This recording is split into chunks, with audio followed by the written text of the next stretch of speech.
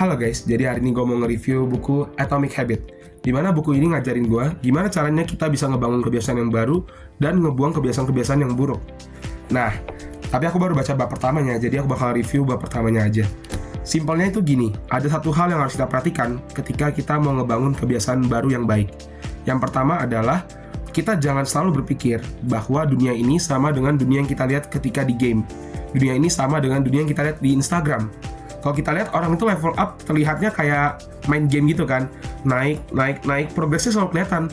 Dan ketika kita tidak melihat progres level up kita, contohnya aku udah olahraga 1 bulan, terus aku ngerasa, wah, kok kayaknya otot aku nggak nambah, kok kayaknya perut aku nggak mundur-mundur ya, sama aja ya.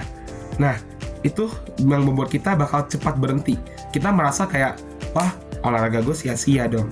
Padahal sebenarnya kalau dalam dunia nyata ada sebuah konsep di mana kenaikan kita itu seperti bunga majemuk, yang dimana contohnya ketika kita memiliki perubahan 1%, itu bakal berganda-ganda tiap harinya. Jadi kenaikannya itu bukan konstan, tapi tiba-tiba set gitu.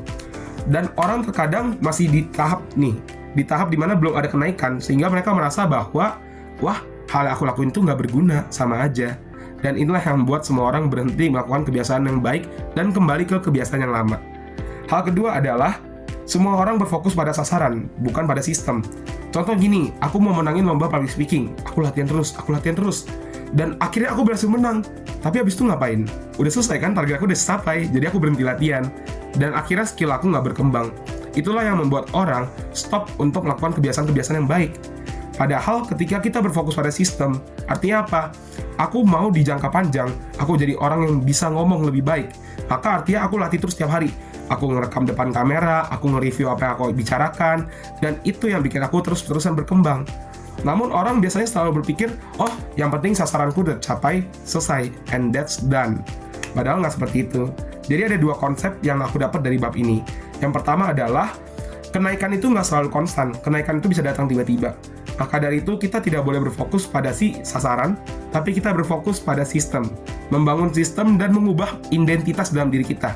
Contoh gini, aku mau berhenti untuk bermain-main tiap harinya. Misalnya aku suka banget main game tiap hari, aku mau berhenti dan aku mau fokusin olahraga. Nah, aku nggak boleh ngomong kayak, oh oke, aku bakal jadi orang yang berusaha berhenti bermain game. Tapi aku berusaha mengubah identitas aku sebagai orang yang suka berolahraga. Sehingga otak aku itu bakal ngarahin aku buat, oh, ini waktu olahraga nih, kan lu suka olahraga. Tapi jika kamu hanya berusaha untuk berhenti main game, wih, udahlah, lagi gagal hari ini, udah main game lagi. Jadi identitas itu lebih penting. Ketika kita berhasil mengubah mindset, maka untuk membuat kebiasaan baru itu akan lebih mudah. Tapi ketika kita hanya mengubah pemikiran kita, kayak kita berpikir, oh, gua bertekad gitu, dan menunggu motivasi itu datang, ya artinya ketika motivasi itu nggak ada, kita akan kembali ke kebiasaan lama. Maka dari itu kita harus terus berjuang dan tetap semangat guys. Oke, bye-bye.